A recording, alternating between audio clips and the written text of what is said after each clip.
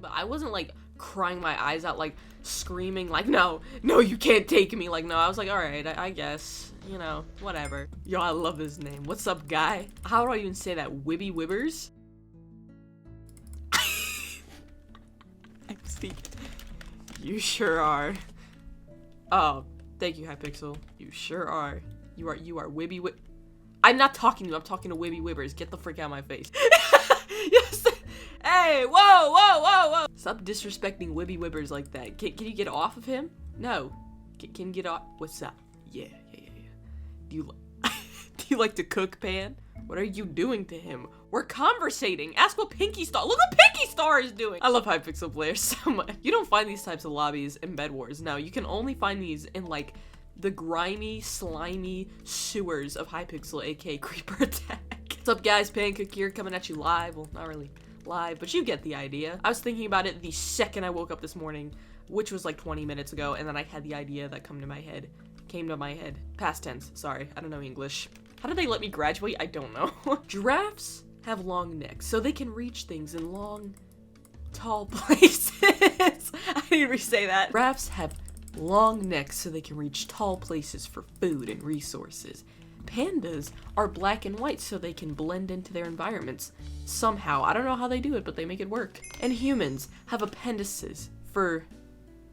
Wait, for what? That's what I was wondering when I had to get mine ripped out of my body because it was apparently about to explode, and then the doctors revealed something horrific. Nah, I'm not gonna keep you on an edge like that. They did something weird though. So anyways, let's get on with this little story time that I thought about the second I woke up because I'm a little bit of a nerd. Here we go. So I can't even date how many years back this happened. It's not really that important. Just when I was young, I was probably about 11, and I think this might have been my second hospital visit ever. It's a lie. It was like my fourth at this point.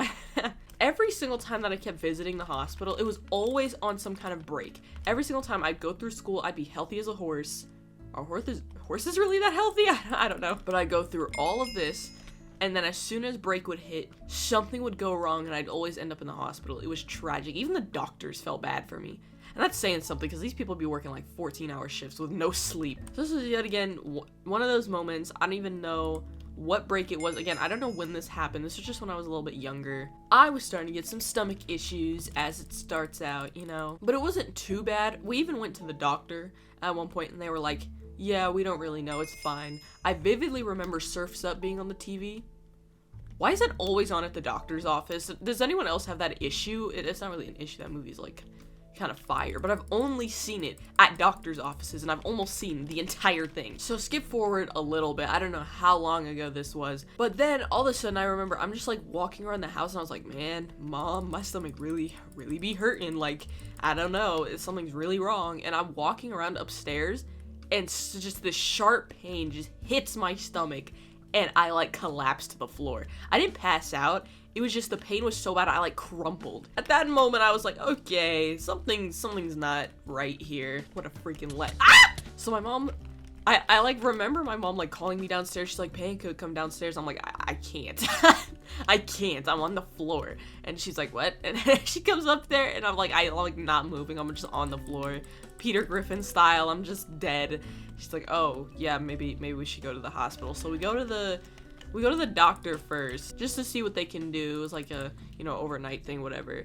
And we get there, and the doctor's doing some tests. She's doing stuff, and she was like, oh yeah, y'all probably want to go to the hospital. So that wasn't something you wanted to hear at like 10 o'clock at night. That wasn't good. And I just got on school holiday too, so I was trying to relax, but that was not happening. And then I remember the lady asked me specifically, she looks at me and she goes, would you like to go in an ambulance? Man, you like taking my money. I don't know how young I was when this happened, but even young me was frugal, and I knew, do not take the ambulance. I will take the car. We have a working car. I'd rather walk. In my condition, I'd rather walk. I remember I declined it. I also thought they were gonna hook me up to all this like unnecessary stuff. I know they were gonna charge you like literally probably $1,000 just to ride there. No lights or anything. I'm sure they would. But even I declined it. Like, like they gave me the option because they thought I was gonna be a kid about it and be like, I wanna be with the pretty lights and the sirens or something like that. But no, I didn't even budge then. But anyways, we get to the hospital. They put me in this little room, and they're like, all right, so you can't eat or drink anything. Oh, that's just so lame. If you know me, you know I love to snack. I love to munch. So that was really tough for me to hear, that I couldn't eat or drink anything. They were just gonna pump me with fluids. I hated that. My mom would sneak me a little droplet of water in my mouth, like one singular that would just like disintegrate on my tongue the second it touched. She'd drop me a few little drops of water at some points, but yeah, you know. They're like, all right, you can eat and drink now and stuff, but we're gonna move you to an official room because we gotta figure out what's wrong with you. So they had me in there for a while. I was probably in there for like 2 days or something. Oh, and I forgot to mention, I said that this always happens when I'm on break, but it always happens when I'm on break and someone's coming in town to visit. So I'd have family, especially from like the Midwest, like kind of like northern, kind of landing eastern. I'm naming every single cardinal direction. I don't even know anymore. Every single time family visited, something would go wrong. And I just know for a fact, family was out, I think for the second time, and I was yet again in the hospital. They were like, bro, what is wrong with this chick? Like, what is wrong with her? Getting absolutely destroyed by an iron golem who wants to actually solo me right now. But Wibby Wibbers to the rescue. So yes, I remember family was like, oh, get better soon, and then they just like went home. I was sitting in there. I just remember specifically, they had like streaming services, which at this point our house didn't. We were still on like full cable, I'm pretty sure.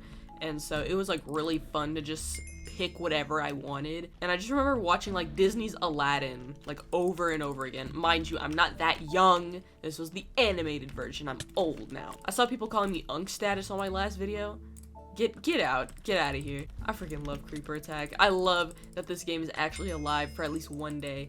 See, and I was gonna actually do a Creeper Attack Tuesday, but then I was like, oh wait a minute, this game is dead and nobody plays it. So I remember for a good portion they were like, oh yeah, that's your appendix, it's your appendix, yep, we're gonna prepare for all this stuff, we're gonna see what happens, we're just gonna take it out. And you always love when people tell you their appendix stories. They're always saying that the doctors say, you came in just in time, because if you had waited any longer. I'm starting to think these doctors is lying. Every single time someone comes in, they were always just in time. Man, what are you talking about? But yeah, I'm pretty sure they told me like, if you had waited like one more day, you would have died. And I was like, thank you very much. I remember for comfort, my mom, she tried telling me, she was like, well, just remember, Jesse from Full House got his appendix taken out.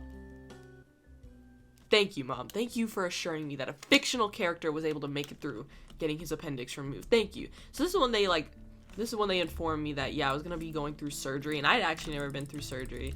For all my medical issues I've had throughout my life, I've never been through surgery, so that was a little daunting, but I wasn't like crying my eyes out, like screaming like, no, you can't take me. Like, no, I was like, all right, I guess, you know, whatever I gotta do to survive, I guess, whatever, it's fine. But the minute they took me to that surgery room, like they wheeled me out, like it was, oh man, the minute they took me to that surgery room, that's when the panic set in. They're like, okay, we're gonna come back to apply the anesthesia. I was like, what are you talking about? And they're like, yeah, we're gonna put you to sleep, and then you're gonna wake up and it's gonna be gone. And I wasn't even concerned about my body getting ripped open. That was not even on my bucket list of concerns. You know what was? The anesthesia. I was like, oh no, you can't do that to me. I was freaking out. To this day, sometimes the thought of it, like those emotions I was feeling, I still shiver. I'm like, oh my god, that was terrifying. Like, I don't know, like that was the closest to death I ever felt, was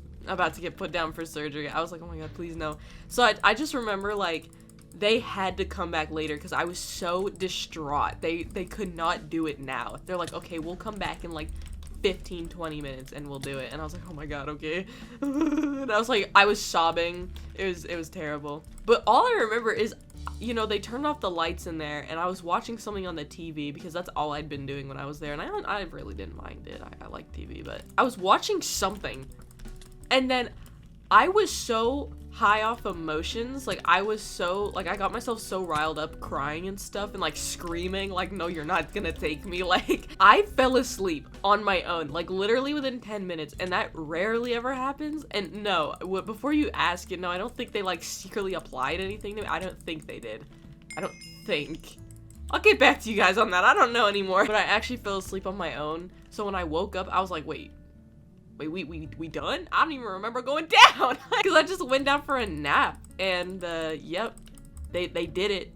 while I was asleep. Good thing they didn't like wake me up and then do it, because I would have been tripping out at that point. I actually would have like started like screaming. Like, I'm pretty sure I woke up and I was being kind of wheeled to like the elevator and stuff, and then I was at my room. That's what I remember. I'm pretty sure. No, because I woke up in the room and then they wheeled me out. That's what happened. I was like waking up getting mid-wheeled back to my room. Like, I don't think so.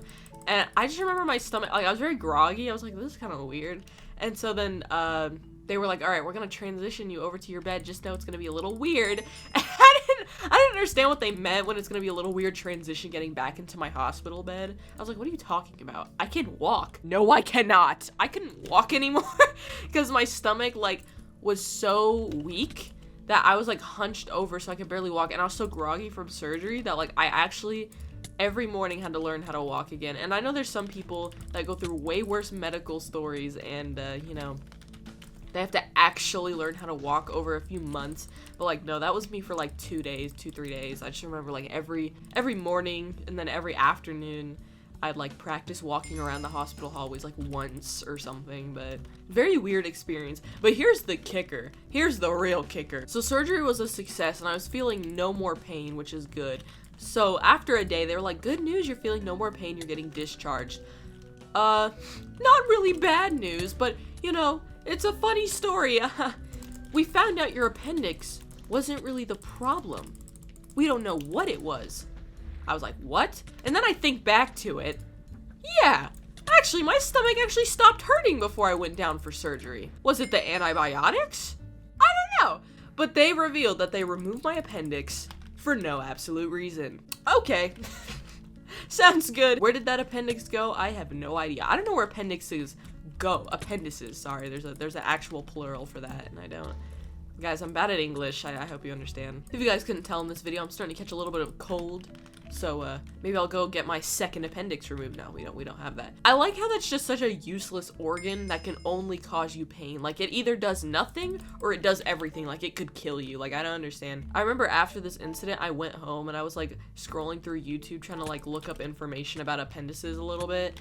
And I just remember finding this little, you know the little club? You know those, like, little role plays that that little club would do? I didn't really watch them, but I knew about them, and I saw that they did one. Like, it was like little Carly gets her appendix removed. Those things are so weird. But anyways, I was like, you know what, I'm gonna watch this. I was like 12, whatever, it was in my demographic anyways. So I'm like watching it, and I just remember like it was like the scariest thing ever. Like, they made it super scary, and like that is not how it happened for me. Like, I know there's some actual horror stories with appendices, but mine wasn't like that crazy. The pain was real for sure, but then we revealed it wasn't even my appendix, so I don't even know. I don't know what the actual problem was, but I guess we'll never know. I don't know. Doctors literally left us out of the hospital with an I don't know what was wrong with her, but she's good now, so just take her. It was great. I have a few more hospital stories that I'll share a different time. If you can't tell, yes, my cold is really starting to catch on. I don't know how I'm getting a cold in June, but it's whatever. On that note, I think I'm gonna end it off right here. Make someone smile in your life today because, you know, they deserve it. Hope to see y'all in another episode. Play Creeper Attack, it's the best game. See y'all next episode. Bye-bye.